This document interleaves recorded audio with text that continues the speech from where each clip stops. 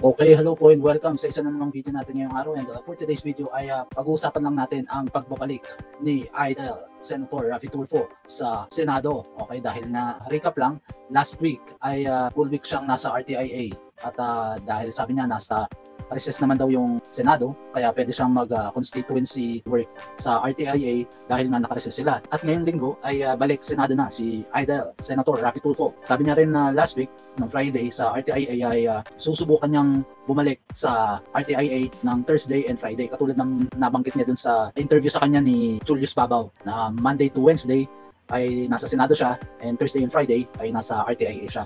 At yun nga ang kanyang nabanggit. And this week nga ay balik Senado na si Senator Raffy Tulfo. Nung Lunes siya ay nag-privilege speech sa Senado at nakita nga natin siya sa Senado na nagtatrabaho naman talaga. Hardworking senador. At dito pinag-usapan niya yung previous hearing niya sa Senado tungkol sa pambubuli ng mga doktor sa mga baguhan na doktor. Ang nangyari nga ay kinabukasan noong Tuesday ay nagpatawag siya ng hearing kasama niya si Senator Bongo. Hindi niya pinalagpas na mag-hearing at nakita na naman natin siya sa Senado at nagtatrabaho. Nice one, okay? Hindi na siya kumukupit ng oras sa Senado para magtrabaho sa RTIA, okay? Present na naman siya sa kanyang trabaho bilang senador. Pero dito, makikita natin sa hearing na to, hindi pa nakontento si Idol Raffy, Senator Raffy Tulfo, sa mga previous hearing niya with DOH. Dahil nga yung mga nakaraan na hearing ay napahiya rin siya sa mga sinagot ni Secretary Herbosa sa mga akusasyon tungkol sa mga doktor. And parang katulad ng hearing sa budget ng Department of Education, napahiya siya ni na Pia Cayetano at saka ni Vice President Sara Duterte. Pero nung nag-hearing uli ng budget ng Department of Education, bumira na naman si Idol Raffy dahil napikon at napahiya siya nung previous hearing nila. Umatake, sabi may batas na nga daw tungkol sa voluntary contribution. Ayaw niyan mapapahiya kaya rumeres back, di ba? Ganon din yung nangyayari dito sa hearing ng DOH. Last hearing nila, napahiya siya kay Secretary Herbosa. Ngayon naman, gusto niyang magpatawag ng hearing. Itong privilege speech nga, kinabukasan, Martes, ay nasa hearing sila kasama ang DOH, sina Secretary Herbosa, para magpahiya na naman dahil nga napahiya siya nung huli, gusto niyang mahiya na naman ng mga tao. Kumaga, pikon din, no? Napahiya ka ng huli, gaganti ka na naman ngayon. Sigurado, sa susunod na hearing ng Department of Education, may bara na naman yan si Senator Raffy Tulfo kina Pia Cayetano at kina Vice President para mamahiya. I-raise niya na naman yung issue ng PTA. Abangan natin yung hearing na yan. Balik muna tayo dito sa issue to. Martes, nag-hearing sila. Present na naman si Idol Raffy sa Senado at ito nga yun, itong video ni Gossip Central. Nag-hearing na naman ng Martes kasama si Nabongo, tsaka si JBS ito, nandito si Jingo Estrada, yung magkapatid, nandito rin. At as usual, namahiya na naman siya, umatake na naman nang wala man lang ebidensya sa mga tao, yung mga akusasyon niya ng mga changket sa bintahan ng mga gamot na doon naman sa privilege speech niya ay hindi niya nabanggit. Okay, pero nag-hearing pa rin. Pero last week, ang sabi niya, babalik siya sa RTIA ng Huwebes. Pero talagang hindi niya matiis na mawalay ang RTIA sa kanya. Talagang mas priority niya ang RTIA kaysa sa Senado. At yun na nga, nakita natin nung Miyerkules pa lang, balik RTIA na si Senator Raffy Tulfo. Mas priority niya ang RTIA kaysa sa Senado. Mas gusto niyang tumulong sa mga issue, sa mga content niya, hindi nga kaso yun sa mga content niya na kikitain ng RTIA kaysa sa tumulong na dumalo sa mga hearing sa Senado na pwede niya matulungan ay yung buong Pilipinas. At pwede siya magpatawag katulad yung sa energy, yung sa hinihiling ni Marcoleta na sana magpa-hearing siya na umaksyon sa energy, masolusyonan yung mga kuryente. Hindi, mas pinili niya, priority niya ang RTIA. Kaya yun nga, Miyerkules, balik RTIA siya. Imbis na Huwebes, babalik siya, nakapaaga ng isang araw. Ganon din ng Huwebes at Biyernes, nasa RTIA siya. Talagang iniwasan niya ang Senado, ang trabaho ng senador. At gusto niyang maging content creator sa RTIA. Kasi hindi niya nagagawa yung mga gusto niya pag nasa hearing siya ng Senado.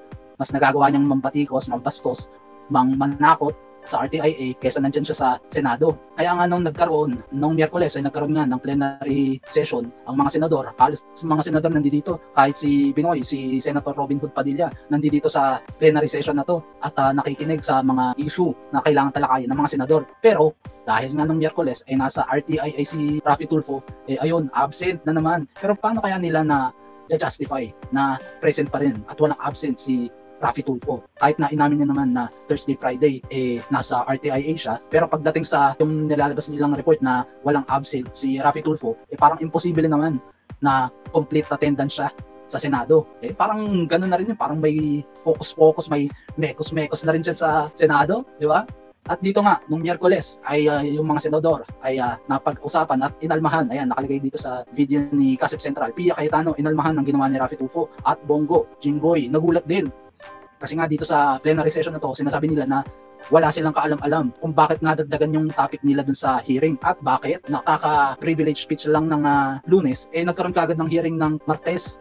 Dapat to, yung rules nila dito sa Senado, after more or less 3 days, pwedeng mag-hearing para naman yung mga ibang senador na gustong umattend ng hearing na yon, maka-attend din. At yung topic na sinabi dun sa privilege speech ay iba doon sa nangyaring hearing.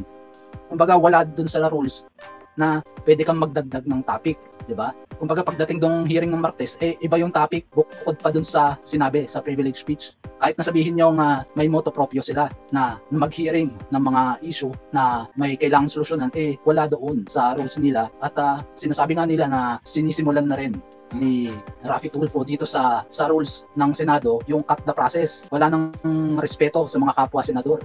Kahit na yung ibang senador, kahit na si Coco Pimentel, inamin niya, si Villanueva, inamin niya na hindi nga tama yon. Pero ito namang si Senate President Mig Zubiri, takot kay Raffy Tulfo. Ayaw niya na magkaroon ng issue, kaya sabi niya pwede naman yun. Pero sinasabi ng ibang mga senador, hindi nga daw pwede yun dahil may rules silang kailangan sundin, di ba? Hindi yung bara-bara lang katulad ng ginagawa ni Raffy Tulfo na dinadala niya yung RTIA. Sinusubukan niyang dalhin yung RTIA sa Senado pero hindi niya magawa, kaya lagi siyang absent. At doon siya, mas maraming araw siya doon sa RTIA kaysa sa Senado. Dahil mas gusto niya yung kapangyarihan niya sa RTIA. Dahil pagdating sa Senado, kahit gusto niya man bastusin yung kapwa niya senador, nakakaalma sila.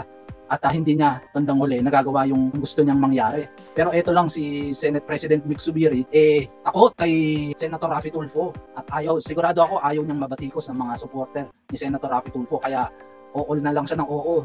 Kaya parang nagkakaroon ng question si Senate President ba talagang karapat dapat na nandyan dahil sa kanyang experience, o katulad ng sinasabi ng iba na hindi ka bagay maging Senate President dahil takot ka naman sa mga kapwa senador mo para disiplinahin o sabihin na hindi tama yung mga pinagagawa nila. At ayun na nga, nung Thursday at Friday ay wala siya sa Senado para magtrabaho. Nandoon siya bilang marites sa RTIA, nakikimarites sa mga content niya, ng mga ini-interview, di ba? Ay, nako. At ito lang ang tanong natin, habang yung mga senador ay nandiyan sa Senado at nagtatrabaho at si Raffy Tulfo ay nagko-content sa Raffy Tulfo in Action, tama ba nabayaran siya ng buo bilang senador kung siya naman ay nagtatrabaho sa RTIA? Bandang huli, ang sasabihin naman ng mga Tulfonatics at least nakatulong sa ang banda, dahil ayon nga kay Marcoleta na sobrang laki ng kinikita niya sa Raffy Tulfo in Action kesa naman sa napapala niya sa Senado, dahil sa Senado, onti ng views at hindi siya makapag-grandstanding, nababawasan pa yung power niya sa mga kapwa senador niya. Pero pag nasa Raffy Tulfo in Action siya, tignan niya naman ang power niya, kung mambatikos, kung mambastos, kung paano makipagchismisan sa Raffy Tulfo in Action ng walang ebidensya, okay lang. Pero mas malaking kitaan dito, di ba? Mas malaki ang kitaan sa Raffy Tulfo in Action, kaya mas gusto niyang mas marami siyang oras at araw sa Raffy Tulfo in Action kaysa sa Senado. So yun, Tulfonatics, tara sa Raffy Tulfo in Action. So yun, hanggang dito na lamang po. Salamat po sa mga nanood at sumubaybay dito sa video natin ngayong araw, and hanggang sa susunod. Ingat po tayong lahat. Ciao, ciao.